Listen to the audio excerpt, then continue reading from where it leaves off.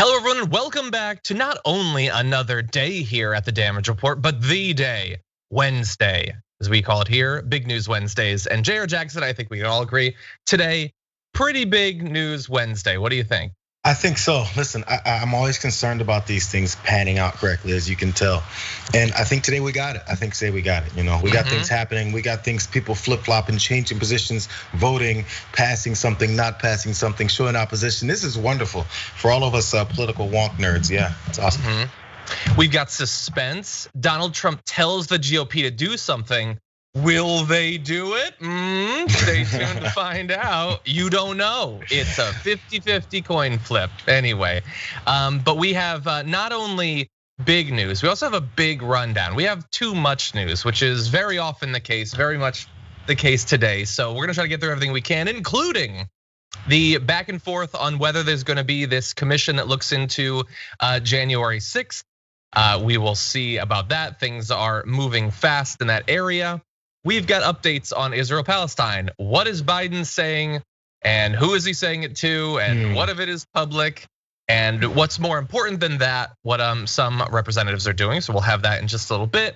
Katie Porter being awesome, and the Trump organization facing a criminal investigation. So that'll all be fun. And then later on today, joined on the show in an interview, not live, mind you, but Ken Klippenstein, which should be a lot of fun. That will be probably going up on the channel over the weekend, but our YouTube members get access to it the day of. I'm not saying anything. I'm just saying it is available. We love our members.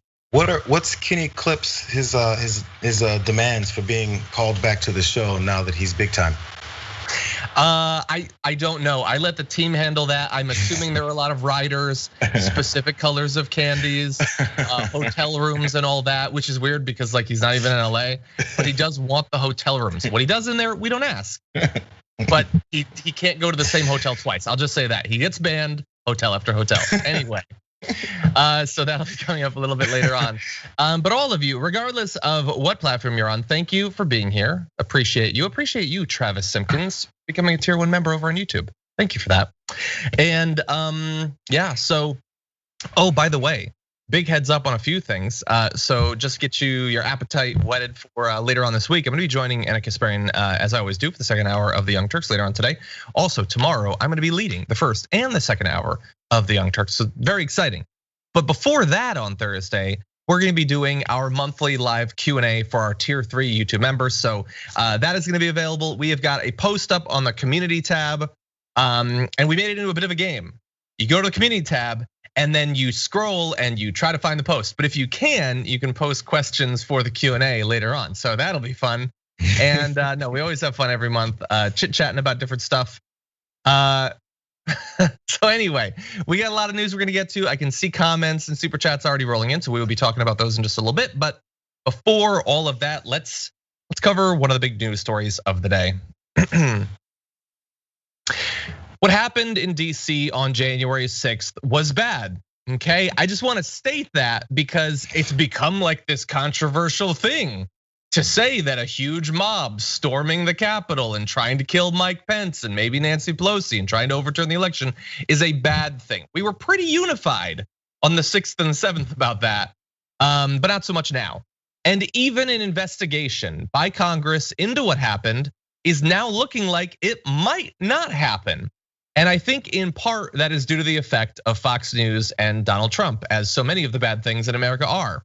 So you had previously a lot of Republicans that seemed to be willing to sign on to this agreement that was come to between Democrats and Republicans. There was this negotiation on what the commission would look like, and it was looking like we were sailing towards having it. Now, not so much, and not coincidentally, after the guy who led the insurrection said this: Republicans in the House and Senate should not approve the Democrat trap of the January 6th commission. It's not even what it's called. It's just more partisan unfairness, and unless the murders, riots, and fire bombings in Portland, Minneapolis, Seattle, Chicago, and New York are also going to be studied, this discussion should be ended immediately.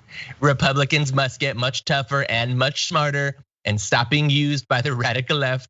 Hopefully Mitch McConnell and Kevin McCarthy are listening.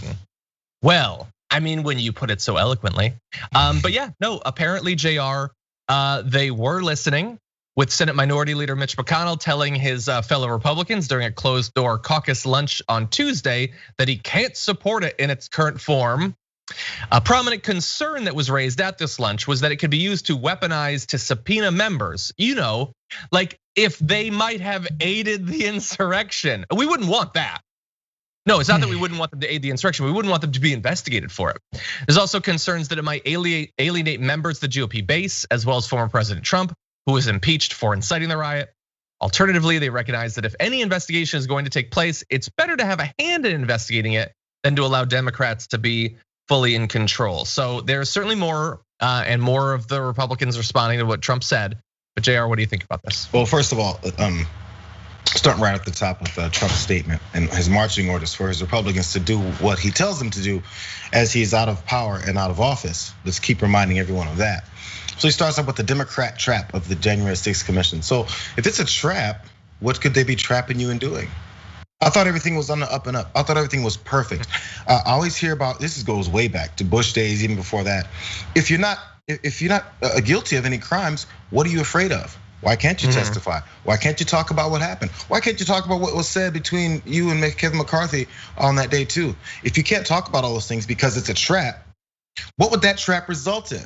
Culpability, convictions, charges, things like that maybe? I don't know. Maybe discovering exactly who was a part of it and how they were part of it and how elected officials allow it to continue to happen. Yeah. Specifically you, elected official Donald Trump at the time, no longer elected official. So first off, there's that trap. So he automatically points out that, hey, you guys, we're in trouble and we have to continue to avoid it. And also this insertion of Republicans being a part of the commission so they can help with the investigation or be a part of the investigation. In other words, to derail it, to make sure we throw in some wrenches into the system to make sure this doesn't go smoothly.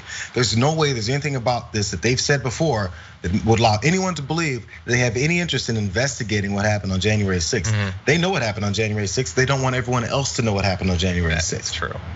That is definitely true. And look, to some extent, I'm mad about the way this is being discussed. Even I guess, kind of the way I've presented it. Sort of. I mean, we're gonna quickly move past that, but this is like the Republicans are against this bipartisan commission. Will there be a commission? Will the Republican concerns win out? That's all BS because they're the ones that did it. What does Trump think about an investigation into the riot he started? Like imagine if I went and I found a 7-Eleven and I smeared poop all over it. And then I released a video of me kind of covered in poop saying, I don't know who did this, but I'm sure they're great patriots, a little bit smelly, but I'm sure that they're great. And then like cops were sort of looking into it and they're considering booking me. And I put out like a TikTok saying, come on cops, be smart, be strong, hands off me, I'm a little bit poopy. Who would care what my opinion was? I did the thing. And just like, and if members of the Dragon Squad were like, well, no, I don't think you should really look into what John did. Well, yes, there's a bias there clearly because crimes were committed. You guys tried to overthrow the election. And the fact that you failed is used as a defense by your side constantly. Tucker Carlson loves to joke that it was just some people with debt. And there's a guy in a Chewbacca costume. Yeah, you guys tried to overthrow it and you suck at it. You couldn't get enough people and you couldn't get it done. But rest assured that if they had 3 times as many people, if more of the people had brought guns and bombs, which some of them did, and they had succeeded, then what would Tucker Carlson be in a bunker saying, I've had to turn against the Republicans because they've gone down a dark road?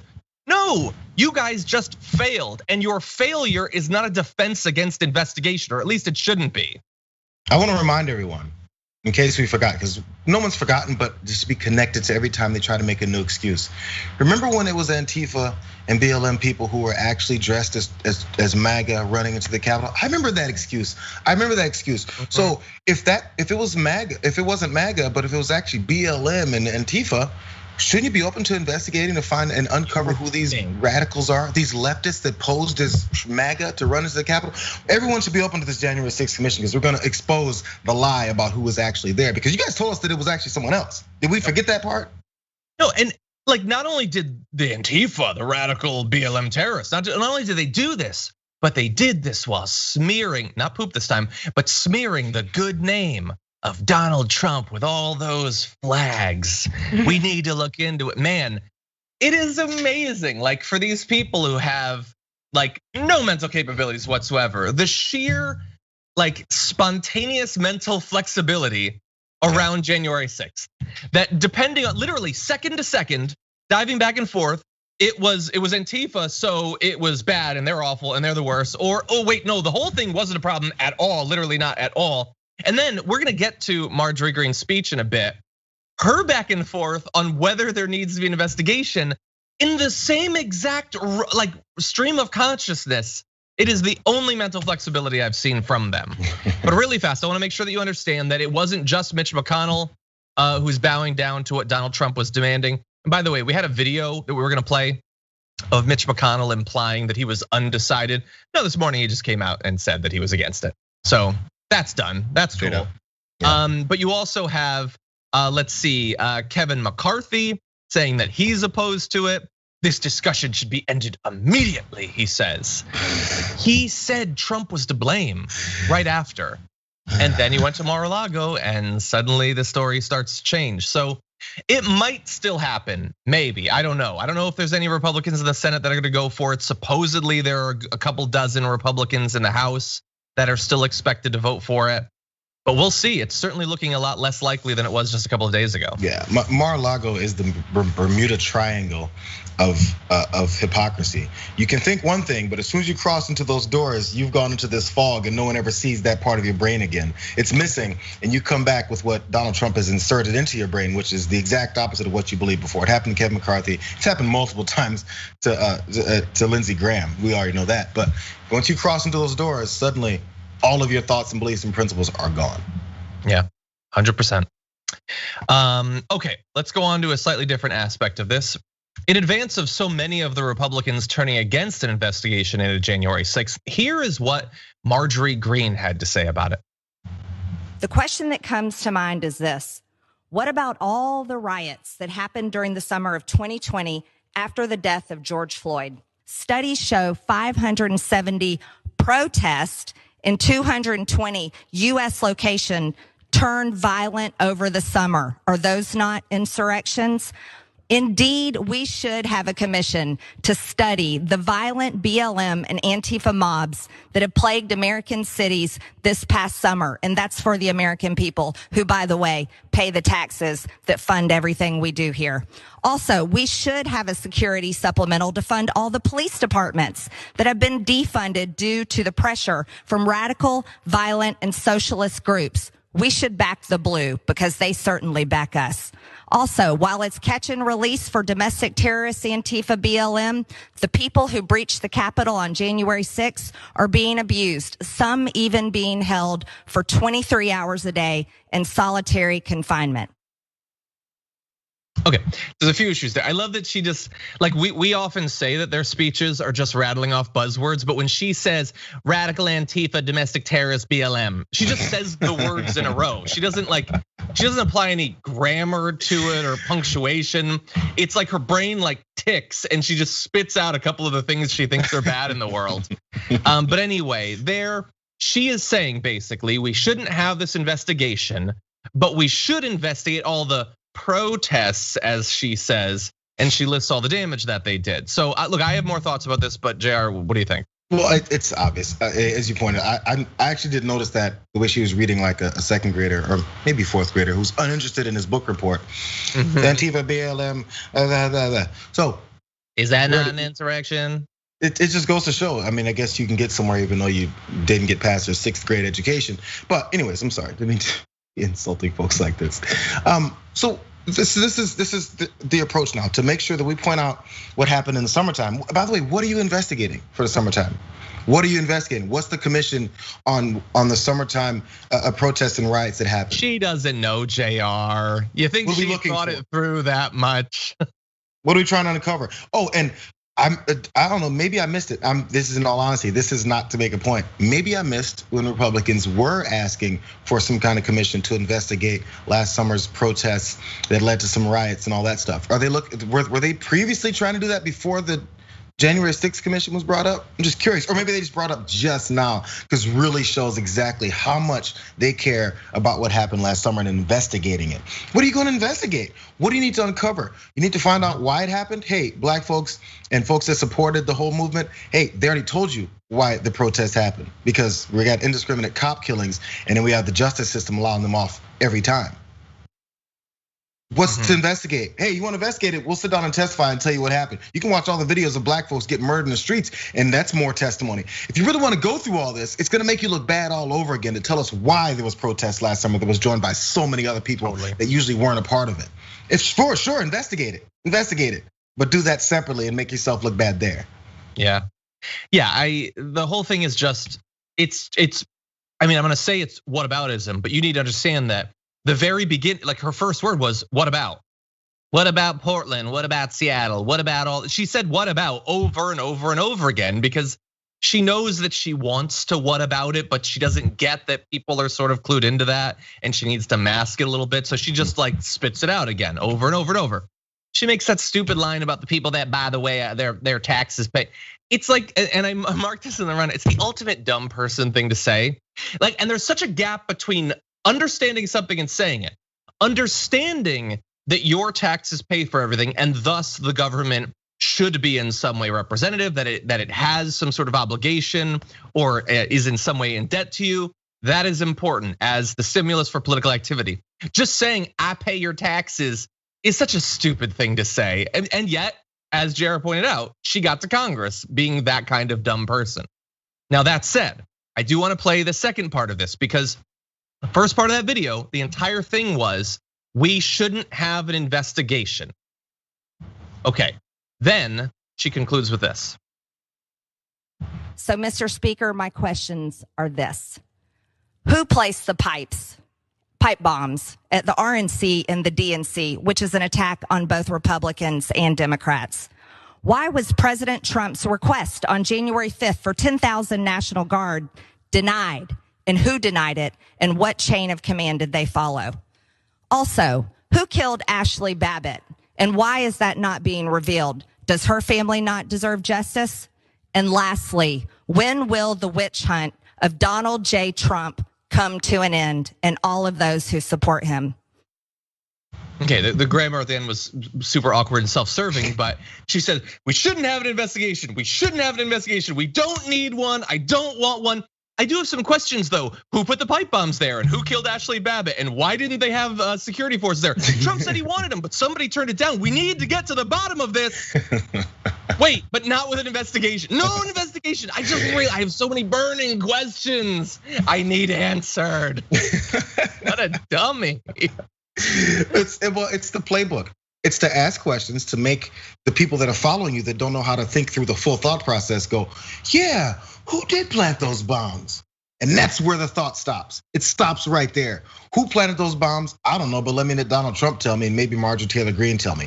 I'm not gonna actually find out the truth. I'm just gonna ask those questions next time someone tells me that the people who we know were responsible need to be held responsible. Then all those questions are, and you talked about this every time we talk about Tucker Carlson, all he does is ask questions and ignores the answer that isn't very self-serving right at the time. So just ask the question and walk away. Oh, so we saw all the Trumpers run up into the Capitol on January 6th. Well, who planted those pipe bombs? See ya, mic drop. Yeah. The next question I'm gonna ask. And look, some of those, I would love answers to some of those questions, and I hope that some of the investigations bring it about. But yeah, and look, people are pointing out great stuff in the Twitch chat, like Ashley Babbitt, like, shouldn't she have just complied with what the cops wanted? That's what you're always saying, or is that only for black men? Is that only how that works? White women can do whatever they want, black men have to comply. And the thing is, I wish Ashley Babbitt were still alive. And she easily could have been if people like Donald Trump and Fox News and Marjorie Greene hadn't lied to her and driven her crazy to the extent that she flew across the country to go to the Capitol and to be in that mob and to believe that she was doing some sort of righteous overthrow of the US government. And so she got shot. Okay, I wish none of that had happened. She wishes the last sliver hadn't happened. She has no regrets for everything that got us to that point. Yep. She just wishes she hadn't been shot. Unless she's in her mode where she's saying that it's Antifa, and then I guess she deserved it. But she really goes back and forth, as I said. Look, The thing is, it's like, it's one thing to play videos of her saying stupid stuff, trying to rewrite history about the 6th. But the reason we covered both of these today, and the reason that we started with Mitch McConnell and then we went to Crazy Town, is they're the same place. What Trump was saying, what Mitch McConnell is trying to achieve, what Kevin McCarthy is trying to achieve, is the same rewriting of what happened that Marjorie Greene is less expertly, more sort of fumblingly trying to achieve. They're all agreed on this. Tucker Carlson attacking on his show last night, calling the investigation a farce, implying that there's no white supremacists there. It's totally cool. They have different tactics, but it's all the same message. Lying about what happened and trying to get people to believe that an attempt to overthrow the US government isn't a big deal. That's all they need. That's the whole point. Just to say what happened, what you saw wasn't what you saw. Yeah. And by the way, let's go very quickly to one little update when it comes to this. Republicans have been trying really hard to rewrite history about the 6th. Sometimes the receipts have been less than kind to them. So I want to remind you of something that Representative Andrew Clyde, a Republican of Georgia, said just last week about what the 6th actually was. Let me be clear. There was no insurrection, and to call it an insurrection, in my opinion, is a bold-faced lie. Watching the TV footage of those who entered the Capitol and walked through Statuary Hall showed people in an orderly fashion staying between the stanchions and ropes, taking videos and pictures. You know, if you didn't know the TV footage was a video from January the 6th, you would actually think it was a normal tourist visit. Okay, so the thing though is we do have the TV footage, but I understand TV footage is complicated. It's like lots of frames coming at you every second. So why don't we talk about a few specific frames? So this normal tourist visit, carefully walking in the designated area, not pooping on anything. Well, here's one of those frames. Tom Williams tweeted out, Representative Clyde News reminded me of this. In that photo, you can see one Representative Andrew Clyde barricading a door against the tourists who were walking in a very orderly fashion around. He looked like he really didn't want anything to get through that door. He's put it up like a werewolf or a pack of zombies are about to come through, which is weird because it was just tourists. And then there's this. You want just raw emotion? Take a look at this that Brian Smith tweeted out. That's Andrew Clyde, the person screaming at the far left of this photo. He is hiding behind a man with a gun. His mouth is open in terror at tourists who are just walking around as they are totally allowed to do, very reasonable. Oh God! Oh God! Oh sorry. It was just somebody taking a picture. It was somebody who was buying a hat in the gift shop. Oh my God! I thought it was. Okay. Oh no. Sorry. They're behind the stanchion. It's okay. Don't worry about it. Andrew Clyde apparently, again, the fact that he read that statement from the whole thing about how it was a tourist attraction, it's just a normal day in the Capitol. He reads the statement. You don't believe in your thoughts enough to even say that without reading it? Like that was written. That was written. We watch people read statements that are supposed to be organic and real and give us raw emotion and the reality of the situation because I was there.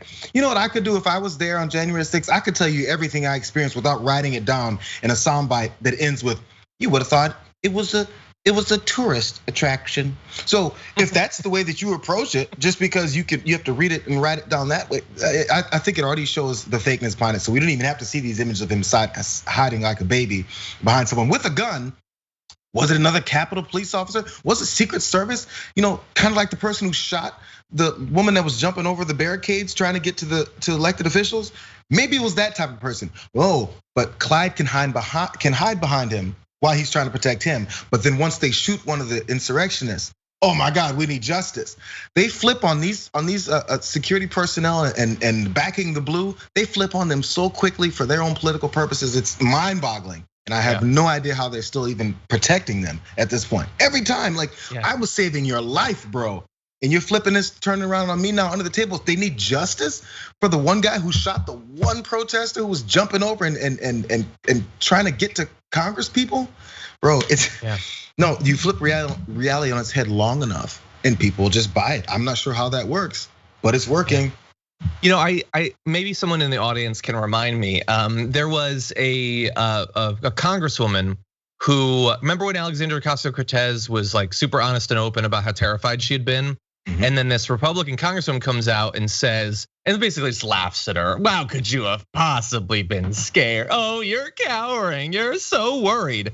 And then like we showed you on the show like 2 months ago, she had talked in an interview about like, thank God I had my gun. And thank God a strong man like Dan Crenshaw was protecting me. It was Nancy Mace, thank you, progressive, yes. Nancy Mace, who at the time I thought, well, she's telling the best sorts of lies, so she's going somewhere. She hasn't really had, I haven't seen much out of her in a while, but maybe someday. So like when AOC is scared, it's, oh, this little lib girl, she's terrified. But when she wants to make her victim of herself, she was the one saying, thank God I was packing heat and I had Dan Crenshaw, last action hero, to protect me. Yeah, it's all lies. And like there's a lot that's gone on in the time that we've been covering news in the story that like has really driven me insane. But the lies that they can just tell about this, like it was Taurus, it was nothing. Everybody knows exactly, we all saw it. But they can say those crazy things and it doesn't hurt them at all. And that fundamentally doesn't feel right in any way. The physical laws of the universe should strike out at that. Like, you know how like we superstitiously believe that God would hit you with a lightning bolt if you told certain lies? I don't believe in that part, but like something should happen. A micro black hole or something should, occupy the same point of space as your temporal lobe. Something should happen when you tell these obvious lies. That's just thing. You can push that to folks that will believe that, and then have to worry about making sure they're honest and do and say the right things. But folks in power, I mean, honesty, following the law, following the rules, truthful. Are you kidding me? None of that applies to them because they're above it now. That's for those rest of those folks who want to aspire to be as godlike as we are. We can break God's rules, you guys can't. So we can lie and you can't. Someone, Mike Gonzalez mentioned spontaneous combustion. Someone says pants on fire. All pants should be rigged to ignite when you tell a lie like this. Unfortunately, we're not quite there yet. Come on, Bill Gates, get those microchips in our jeans.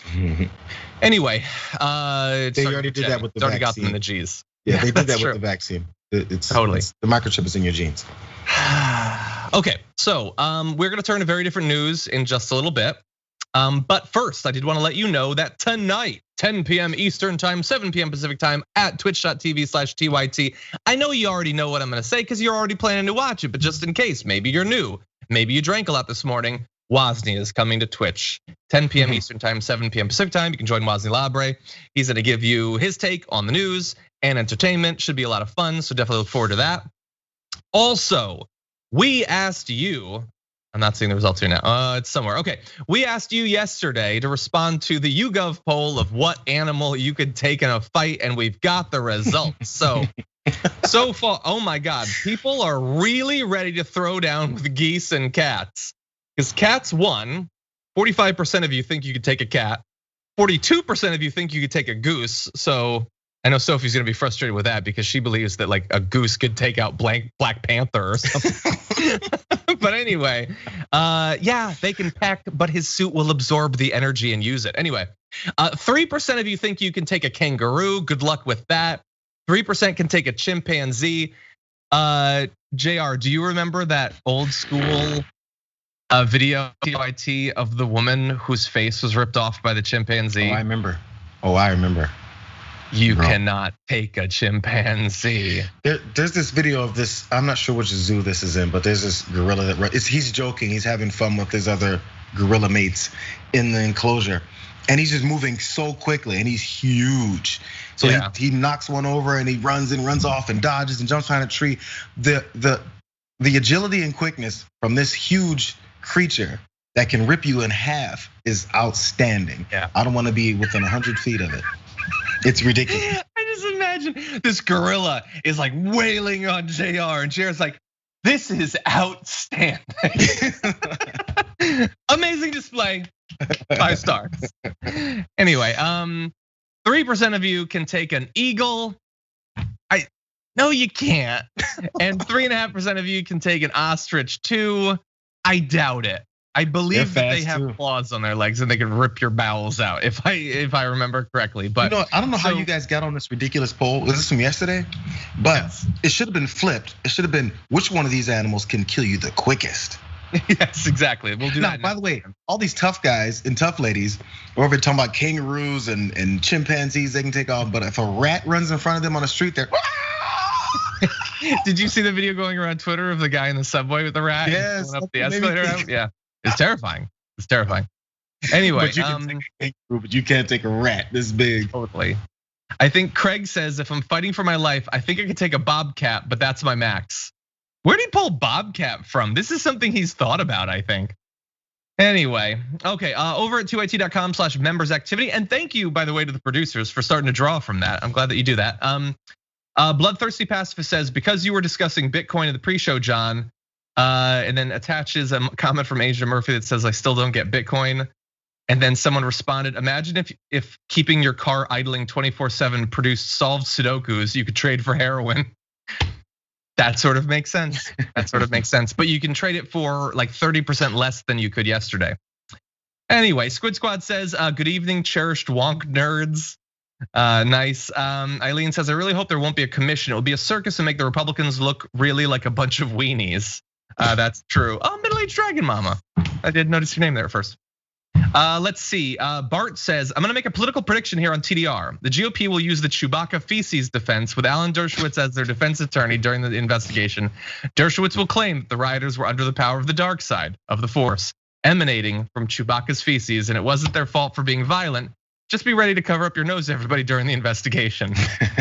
Once I start reading a comment from Bart, I'm locked in. It's a wild ride. It's like being on a boat in Wonka's factory. Anyway, VK says, I can't afford a super chat, but can I be Iadarola flavored Pop-Tart Dragon? I would really prefer if you would not. But thank you for your comment. If you'd like to be, the Iadarola flavored Pop-Tart will be available on Jayar's Candies on the Oh no. Now I know there's a particular fan out there that is getting ready to send in a super chat, but understand, I know now that your relatives are watching, so watch out for yourself. Anyway, with that, we've got a lot of other news to get to, so let's jump back into this thing. I would just go for the comments for like 40 minutes straight, but I can see a producer right here who's not happy about it. And there's some stuff. Joe Biden has faced a great deal of pressure for his absolutely awful, I was gonna say leadership, but just complete lack of leadership when it comes to what's going on between Israel and Palestine. He's effectively happy to just sit back and say, well, I'd prefer if there were no civilian casualties. And oh, by the way, here are the missiles you wanted. But anyway, things are changing. And it's up to us to decide if they're changing substantively or if as a response of the pressure, they're just doing a little bit better PR. Because you might have noticed, like I noticed this morning, many headlines like Biden increases pressure on Israel for a ceasefire, calling for a significant de-escalation today. And there's many of them. Even like insiders saying Biden has grown increasingly harsh in his private comments to Benjamin Netanyahu. All of this very convenient if you've been criticized for seemingly having no problem with civilian casualties. Well, it goes farther. Most recent White House statement says the two leaders had a detailed discussion on the state of events in Gaza, Israel's progress in degrading the capabilities of Hamas and other terrorist elements, and ongoing diplomatic efforts by regional governments and the United States. The readout added that Biden conveyed to Netanyahu that he, quote, expected a significant de-escalation today on the path to a ceasefire. So, what does that mean? Iron Man's back in action. Anyway, what does that mean? I guess, please, sir, can I have a little bit more missiles? So, okay, so Joe Biden is laying down first. So it could be read either way, depending on where you feel about it. He's laying down the iron fist, and he's finally drawn a line in the sand. And he talked to Netanyahu and said, "You're going to begin this de-escalation. It's going to lead to a ceasefire at some point. It's some point in the future. I don't know when, but the way it's also read is today." He told him it has to begin today. So what are the numbers? What's the significance of this de-escalation? What qualifies as a de-escalation? What, one fewer rocket that's getting sent over? One fewer bomb that's getting dropped in the airstrikes? What's a de-escalation? Because anything that's less than what you did yesterday is a de-escalation, right? But so if you kill, I don't know, maybe after you kill, I don't know if the child count is at 60, 70. So if we break it down and we don't hit the same rate, maybe you're killing 12 to 15 kids a day. Oh, we've cut it down to killing 7 to 8 kids a day. De-escalation. We're on our way to a ceasefire. What does that mean? What does that mean? I don't know. And well, Biden hasn't put out any sort of statement to the US saying, here are specific expectations. It's just a reference to something he supposedly said. And so, because we can't read Biden's mind and he's not directly communicating with us, we have to see what the effect of this increased pressure is. Well, let's see. Here is something that Benjamin Netanyahu told ambassadors at a military base in Tel Aviv. There are only 2 ways that you can deal with them, with Hamas. You can either conquer them, and that's always an open possibility, or you can deter them. And we are engaged right now in forceful deterrence, but I have to say we don't rule out anything. What he is saying is they are not ruling out reoccupying Gaza. That would not be, I think it's fair to say, a significant de-escalation to once again occupy every. Now, look, the current situation obviously was absolutely horrendous, but at least I guess it wasn't occupation. We might be moving back in that direction. And also, we have some breaking news because now that all that news has, the stories have come out about Biden, significant new pressure. Netanyahu says he's, quote, determined to continue Gaza operation after President Joe Biden urged a significant de-escalation. So, damn, Biden really tried hard and I guess just didn't work. I guess it's just not, because he's not doing anything. He's just saying, I'd love it if you do less of the thing that you totally want to do and are facing no consequences for. You could perhaps say, I want a significant de-escalation. Here is what that looks like. And if you don't, those JDAMs you want, gone. You're not getting those. And in fact, the $4 billion a year in military aid, maybe we could put that into increased food stamps domestically. Maybe we could put that towards fighting the climate crisis or something. There's certainly a lot of things we'd love to put some money into. That's actual pressure. That's actual leverage. But notably, there's no references to anything like that in the White House statement. Well, the thing is also there's something to compare it with. So we can talk about how strong and powerful this statement is in this phone call that Joe Biden had with Benjamin Netanyahu. But we've seen our country with, who cares who's leading it, Democrats or Republicans. We've seen them come out and put sanctions on people and countries, particularly when they're doing something that we want them to stop doing. We have a history of being able to address these issues directly and forcefully in a way that would deter them from doing it. We're not, every time you have a conversation, okay, Donald Trump was in office and he vowed to make sure that Iran stopped their nuclear program, that somehow this nuclear deal that Obama garnered with them is a disaster. So he stripped it all completely clean. He shut it all down and in fact set up a way for Iran to actually begin to enrich their uranium again, right? They did that because there's a way that you can do it to actually punish a country. In that case, I think they did a bad job because that was completely against our interests. So imagine if in that case, instead of him actually stripping away all these things and making it harder for them to do things, he went, I had a conversation with Iran and I told them, yeah, I hope that you would eventually get to a point where you can do the things that we'd like for you to do. And then he comes back and dusts his hands and goes into a MAGA crowd and says, I told them to stop it. You think everyone would go, yeah, Donald Trump is so, no, they would go, what does that mean? You didn't do anything to Iran. So we do the same thing with Israel and say, hey, you guys, maybe you want to stop and calm down a little bit, maybe potentially at some point get to a de-escalation point, then eventually that'll get to a ceasefire, I don't know. And that's supposed to be seen as strong and powerful and putting his foot down? Come on, man, I don't know. We've seen it. It is a carefully constructed PR effort to do the absolute bare minimum to rebut a little bit of what they see as maybe hurting him a little bit, that it looks like he doesn't care about kids dying. And it substantively is exactly the same thing, but it looks a little bit better. But thankfully, a lot of people see through that, and that's the direction we're gonna turn to now. Representative Alexandria Ocasio-Cortez is apparently going to be introducing a resolution today that would block the United States' planned $735 million sale of bombs to Israel, according to an early draft of legislation which was acquired by Jewish Currents. That resolution would halt the planned transfer of so-called JDAMs, or joint direct attack munitions, and of small diameter bombs, both of which are bombs outfitted with special guidance systems to hit their intended targets. They're made, by the way, by Boeing. which I had either not known or forgotten, so bear that in mind when these deals are being considered. Both of those, JDAMs and small diameter bombs, have been used in the current attack on Gaza. We can't say for sure if they're particular ones that were produced previously in the US, although it seems incredibly likely that that is the case. And the next round that will be fired, and in the next conflict that will be fired at Gaza, will likely also be US provided. So we are directly implicated in all of this, but hopefully not, if she's successful in stopping it. AOC says at a time when so many, including our president, support a ceasefire, and she's being so charitable to him there with that, we should not be sending direct attack weaponry to Prime Minister Netanyahu to prolong this violence. It is long past time to end the US policy of unconditional military arms sales, particularly to governments that have violated human rights.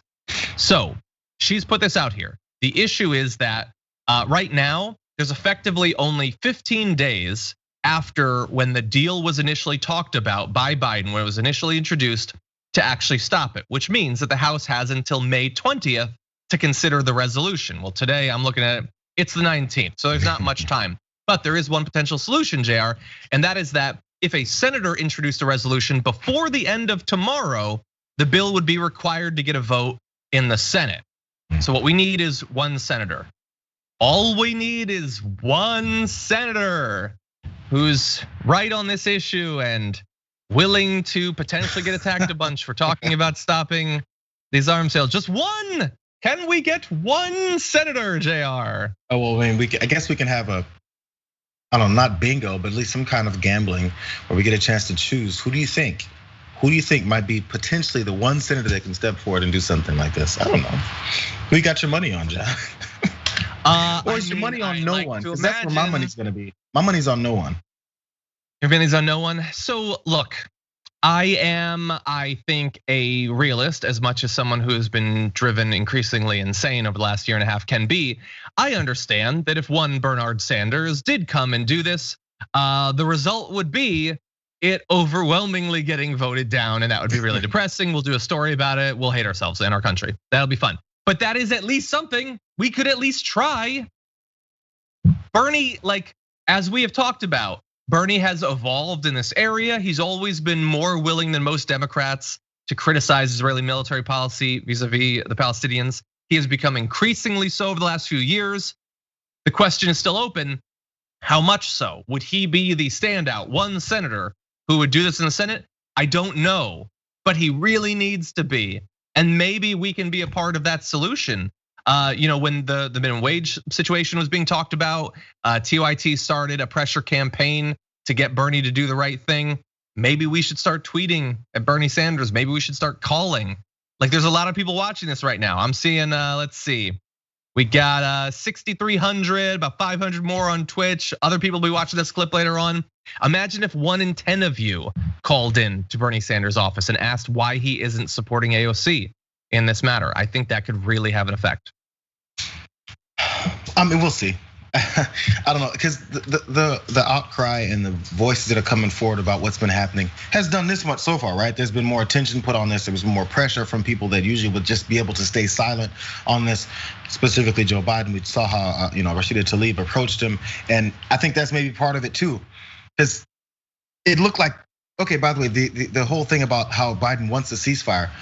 I can buy that he wants a ceasefire because it looks really bad for him, but doesn't mean he wants to do the things that will force a ceasefire, or will force Israel to stop. He just hopes they kind of stop. 4 phone calls, like please, hey, this time, by the way, this is looking really bad. I mean, I know in the past we could just say something, everyone would just believe it, but now we got too much information that's flowing through so many different channels from people that are there. So how do we do this? I feel like that's where they're trying to work right now. Quiet back channels to get Israel to stop without actually publicly coming out against what they're doing. Yeah, it'd be like, I want my dog to stop begging for food. Stop begging, stop. Okay, you can have a little bit. Okay, could you really stop? Okay, you're really cute. That's really doing. Here, you can have some more. I really want this to stop. I don't know what leverage I have. That is basically what's going on here. Withhold the treats. Hashtag withhold the treats. There's the hashtag. I really hope that is not the hashtag actually, but anyway. Okay, we never know. We're live, unscripted, no teleprompters. You never know where it's gonna go. Now that said, let's see what's going on in the audience before we move on to other news. Hopefully, more positive news. Okay, Teal says new pet goal for D Daddy. Wait, I prefer that. That's better. Wait, that keeps. How about Dragon D? That's it. Nope, that's bad too. Actually, every iteration of this is bad in some way. Dragon Ball. You've got to look D. You've got to look up Billy Speaks on YouTube. We need to hear from Sprocket. He has dirt on Jayar. There's been a lot of murmurs, chatter about wanting to see Sprocket. Rocket's right next to me, and I couldn't show him at the beginning because it's too early. If he comes next to you at any point, just put him up there.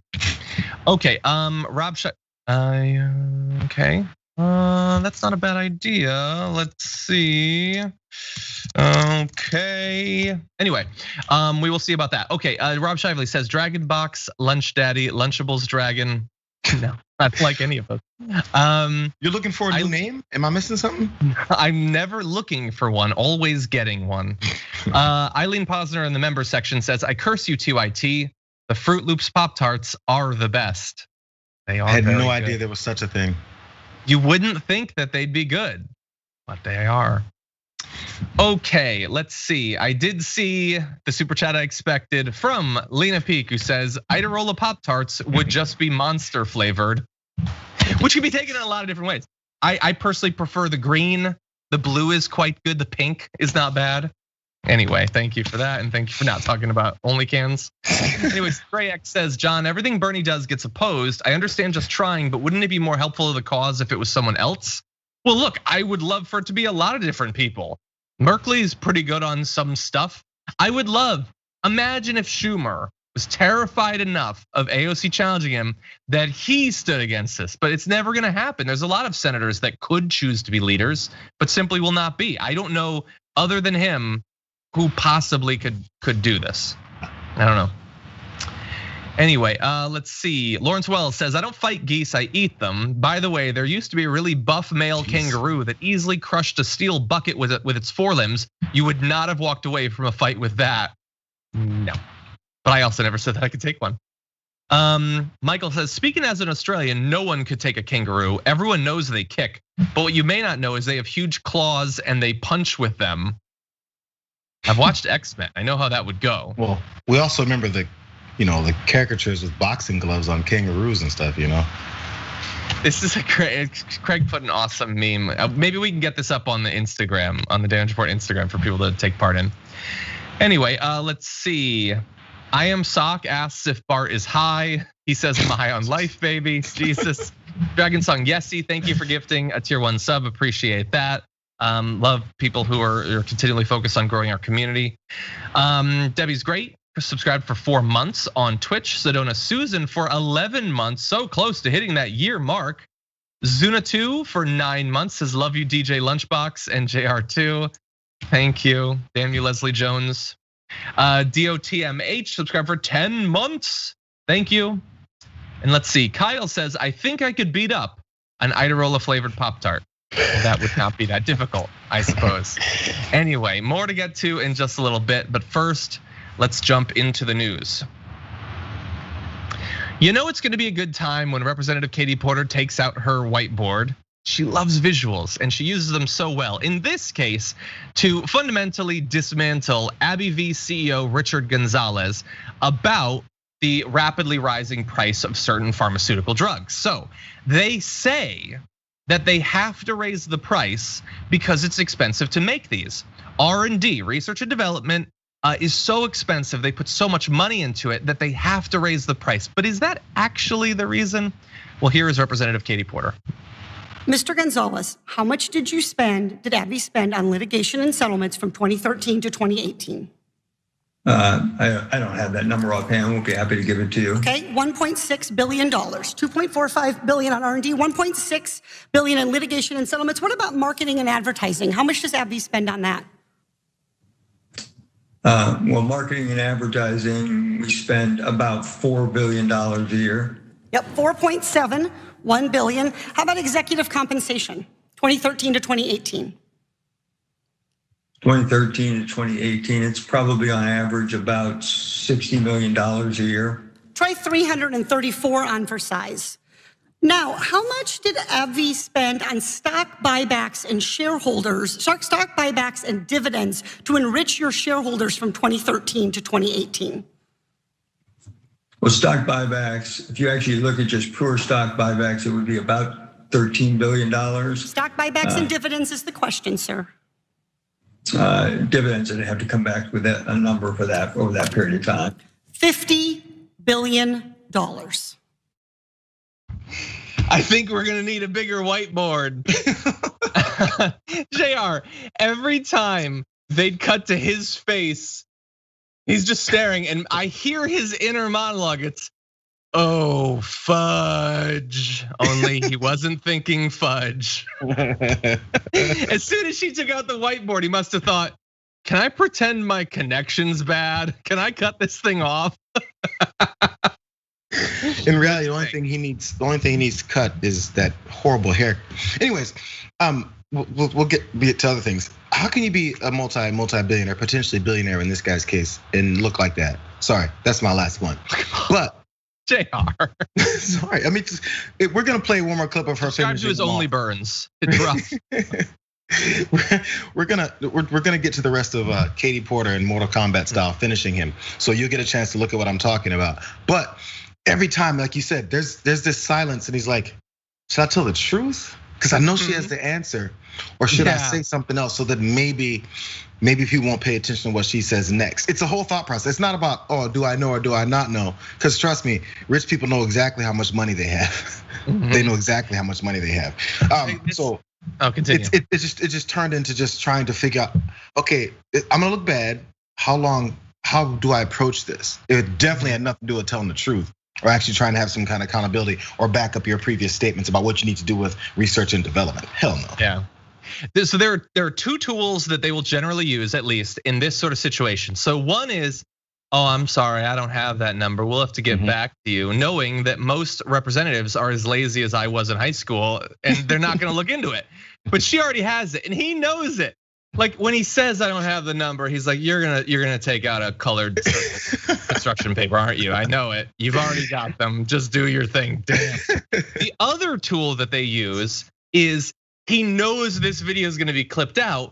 The tool you're supposed to use, you big dumb, time to sort of mess it up. But he can't do that because he's too depressed. Like it's being owned. So he's just like, I guess 3 billion, I don't know. Why did I sign on to this? Now, as Jayar alluded to, she does have a conclusion. She has a point to this. It's not just about the numbers, it's about the lie and what the lie has so far allowed for them. So here is Katie Porter's conclusion. So Mr. Gonzalez, you're spending all this money to make sure you make money rather than spending money to invest in, develop drugs, and help patients with affordable life-saving drugs. You lie to patients when you charge them twice as much for an unimproved drug, and then you lie to policymakers when you tell us that R&D justifies those price increases. The big pharma fairy tale is one of groundbreaking R&D that justifies astronomical prices. But the pharma reality is that you spend most of your company's money making money for yourself and your shareholders. And the fact that you're not honest about this with patients and with policymakers, that you're feeding us lies, that we must pay astronomical prices to get innovative treatments is false. She's 100% right. It's totally true. They know how the system works. They know how to game it. They know what is far more likely to not only make money in the short term for their shareholders, but to artificially inflate what will be their compensation. Sure, you could put the money to try and develop drugs, but you could also just take the money that you've gotten from the massive corporate tax cuts and just buy back the stock to make it seem more valuable than it actually is. And that's what they've been doing. And they, so far, with the law, can do that. Republican president gets in, they cut their taxes, they do the stock buybacks. We see it every single time.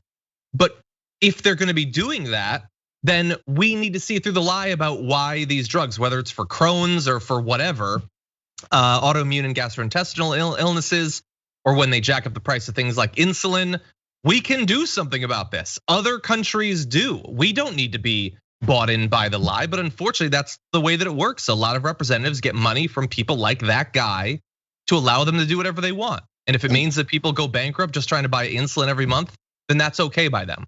I'm glad you brought up how it connects to Congress people, because that was exactly my point. So this is emblematic of how the reason why Congress just doesn't work well. People just generally don't like it, but they don't even know why they generally don't like it. It's because they don't get anything done. But look at this. There was this whole debate and question and answer section with this CEO to come in and talk about what his company's doing and their R&D and all that stuff. And Katie Porter, as a part of her point making towards him, dismantles him, gives all the facts, talks about what they're really doing and where the money's actually going. Why would she do that, right? The whole point is to then present your case. And then if you have honest actors that are in the same session with you, they would go, man, that is what they're doing. Maybe we should change course. Instead, these people get exposed over and over and over again by people like Katie Porter with whiteboards and truth. And then afterwards, everyone goes, look at how she kicked him all around the hearing, and he is in a bad spot. He's sweating like we're doing right now. And then what happens next Wednesday? We never hear about it again. Policy doesn't change. This guy continues to do what he does. They continue to say the R&D is what they need to raise prices for. And we forget the fact that we just saw for the 18th time that they get exposed for what they're not doing the way they said they're doing. What changes? Nothing. He looks bad and we move on. That's all that happens. Because in reality, after someone picks apart someone who's been lying and stealing money from the American government and all of us, the point is supposed to change course right after that. Why wouldn't we change course? Because everyone who would normally be enlightened by this are like, yeah, he paid me. I'm not voting against changing anything like this. I'm not voting for changing anything like this. Why would I do that? They know how this works. This isn't a news story to them. It's only a news story to Americans who are then supposed to put pressure on them to change course, but we don't do that either. Or the ones that do, it doesn't matter, because who really listens to American people? I think you're almost certainly right. And certainly historically, you were 100% right. I am hoping that every time we do something like this, we remind people of how it works, as you said, that this is about how our politicians get bought off, and that we remind people that this is not just Republicans that get bought in this way from donations from people like that CEO. And hopefully, eventually, we will have less of those people. So the Katie Porter might stand out in terms of her viral videos, but she won't stand out in terms of what she'll vote for and what she won't vote for. We need a lot more Katie Porters on this particular issue. I know, I don't agree with Katie Porter on literally everything. People are pointing out things in the chat and everything. But we do need more like her that are willing to question these CEOs and potentially change the law if necessary. If they're not gonna do the right thing, well, we've got a government for a reason. I don't vote for CEOs. I vote for the government to regulate the CEOs. And why are they not doing it? Exactly. I mean, if you're an honest politician, which there's no such thing apparently, you hear that and you go, I was on the wrong side of this. I will vote the other way. That's the way debate is supposed to be, right? After a glaringly obvious case of one way has been presented, you're supposed to go, I have no recourse to go back the wrong way because I'm here to represent the American people. If you don't go that way after you see the truth, you are not there to represent the American people, period. Yeah. Okay, we've got one more story we're gonna launch into. Before we do that though, someone suggested in the chat that I could sort of do my job, and if I'm gonna ask you to call the office, I could let you know how to do that. So in pursuit of hashtag withhold the treats, Senator Bernard Sanders' office in DC can be reached at phone number 202-224-5141. That's 202-224-5141. And if you didn't catch that, you're on a computer right now, just Google it, seriously. But anyway, you should totally call the office, put pressure on Bernie Sanders. Whether it would actually stop the weapons sale or not it's unfortunate, but it's not really the point. We need to start to have this debate. This is how you move in the right direction. All these, like how many times have we been through this? That's what it took to get to the point where we have people like AOC. And by the way, it's not just AOC. Mark Pocan, Ilhan Omar, and Rashida Tlaib, other people are supporting this effort, and thank God that they are. We are moving in the right direction, but we need to keep moving. We need to keep pushing. So get on your phone and push 202-224-5141 and tell Bernie Sanders to stand out, to be a leader. We would want, how many times did we fight for him to be president? What if he was president right now instead of Biden? Would he still be selling the weapons? We'd like to think not, right? Well, it's a lot easier to just sponsor the bill than to make the sole decision like Biden did. So do your job. Anyway, that said, we have very little time, so let's launch into our final story. And we're actually gonna start off with that video if you wanna get prepped for that. I wanna take you back a couple of years to Michael Cohen's testimony to Congress, and a very interesting interaction happened between him and Representative Alexandria Ocasio-Cortez about some potential criminal acts. Let's take a look at this. About your conversation with my colleague from Missouri about asset inflation. To your knowledge, did the president ever provide inflated assets to an insurance company? Yes. Who else knows that the president did this? Alan Weisselberg, Ron Lieberman, and Matthew Calamari. And where would the committee find more information on this? Do you think we need to review his financial statements and his tax returns in order to compare them? Yes, and you'd find it at the Trump org. Thank you very much. No, thank you, actually, because what she is pointing out there is an area where Donald Trump and probably a lot of other wealthy people have basically gotten away with murder by inflating the value of their assets when necessary to get some sort of benefit, deflating it to get a benefit at a different time. In New York, sure, that's what she's talking about there, but in properties like Mar-a-Lago as well. And so, it's easy to get distracted by Michael Cohen talking about Joey Spumoni and stuff like that, but he is pointing out there is an I'm Italian, I can say it if I want. Anyway, Joey Cannoli does have the information, and if investigators go to his office and talk to him, you can potentially find it. And whether because of this video or not, that has been happening. And the news last night was the New York Attorney General's office said Tuesday night it had informed the Trump organization that its investigation into the company, quote, is no longer purely civil in nature. I don't think from Trump's point of view it was ever civil, and is now also a criminal one. The Attorney General's office is working with the Manhattan DA's office, whose wide-sweeping probe into the Trump organization has looked into whether the company misled lenders and insurance companies about the value of properties and whether it paid the appropriate taxes. So now, New York Attorney General Letitia James can do stuff like seeking criminal penalties as part of the probe. This is obviously elevating the level of legal jeopardy that they're in at this point. So we have more, but Jayar, what do you think? Yeah, I guess people were kind of hoping it'd get to this point or expecting it to, because it's pretty obvious that it could have after some of the things we have heard. So imagine if you're actually investigating and you're actually seeing the receipts, you're actually finding out things, and maybe this will allow them to get a chance to subpoena certain people that maybe they couldn't with civil probes. I don't know. I'm not Adrienne Lawrence. I'll ask her later. I really do ask her questions a lot, but at least there's something that takes us to the next stage of what then that can be done. And by the way, it looks like it's going to get drawn out a bit. So we just got reminded that they're still on this. This is one of those things that happened right after he was out, and we're like, oh, they're totally going to get him now, bro. It's been several months. Who knows how much longer this could take, especially when you've added this element to what they can look into and then talking to people and investigating that and really trying to make an airtight case. I worry we're gonna get to like midterm time and this really hasn't been wrapped up yet. And then that's gonna be the reasoning that they're gonna give for, look at them going after Donald Trump just because it's the midterms. Bro, this has been going on for quite a while. That's the only thing I worry is that I want the timing just to be a little sooner. But that's just my selfish intentions, and I have no idea how these types of probes may work. And they got to be airtight with it. Yeah. And by the way, I've said very often, I don't think anything's going to come of almost any of this. That said, if anything is going to come of it, this is the investigation that seems most likely, because they definitely did it, and not just Trump.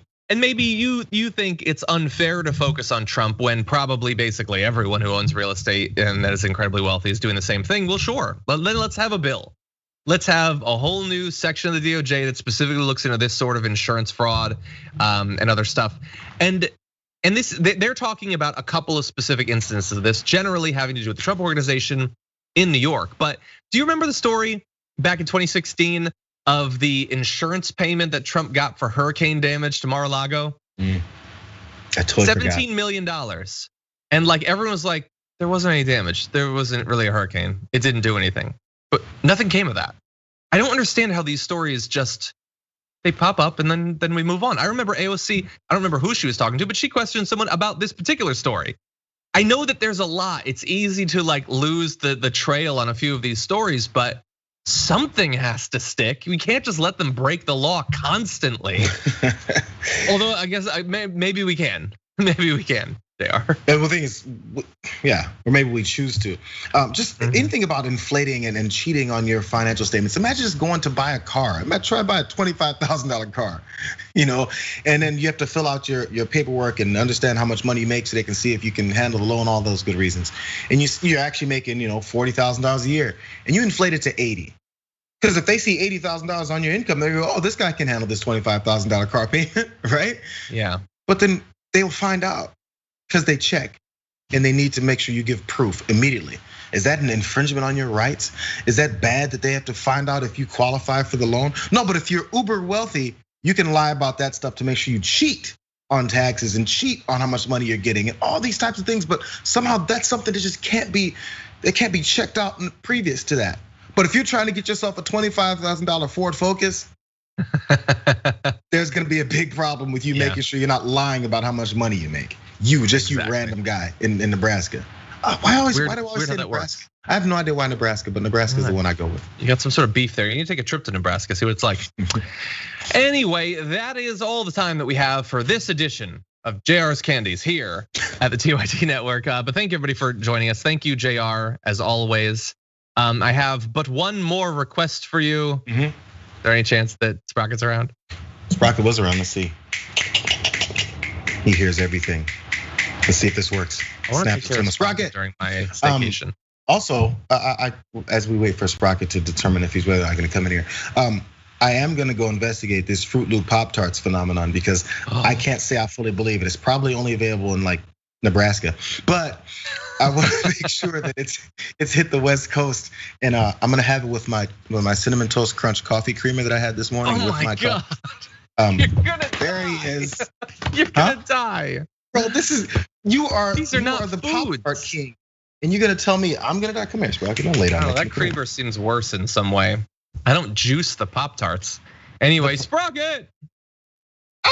There he is, brother. Oh, the Sprocket Dragon. He was next to me earlier and I accidentally touched his head and he looked up like, so you're just gonna tease me like that? He's always like, so happy just to be held, just to be involved. And he looks up and goes. Okay, well, thank you for that. I might ask to borrow him for a day during my vacation just to have him around. But anyway, Jayar, thank you as always. As usual, see you guys, have fun. Thank you. And for those of you at home, let's read a few of these super chats. We've fallen a bit behind. Captain Pollywog Vanderbeef says Ashley Babbitt's death was a shame. Unfortunately, when you play stupid games, you win stupid prizes. I get it, but I really do think that there's a lot that can be learned from that, and really getting into how she ended up in the place that she was. Like, culpability can mean a lot of different things, but anyway. Umberto says, how can the images be denied? You're seeing it. They're denying the images from January 6th. Okay. Sister Soul says, what a coward. I think that's about Clyde, I'm assuming. Yes, Joshua Banks says, just troll them by saying we're investigating the Antifa involvement they all alleged months ago. That would be funny. I think they'd have some response, but Impressa says, I promise not everyone in GA is whatever Margie and Clyde are. Margie and Clyde, that's funny. Remember to help us stay blue in next elections, please. I certainly hope so. Okay, Lord of the Rings says, cathartic to see Representative Porter expose greedy CEOs, but what is the goal here? Shame CEOs into not being greedy? That's not a plan. I'd like to see a plan. No, I don't think that that's the plan. It's like I said, hopefully educating people about the fundamental nature of the system where CEOs pay off politicians so that there's no legislation that regulates the insane anti-consumer behaviors that they engage in. It's an ongoing battle. That's what we try to do. Get people to understand what's going on so they will choose the right people. Anyway, Melanie says, Jayar, thank you for straightening your bottom right picture. I had not noticed, but he's always paying attention to those details.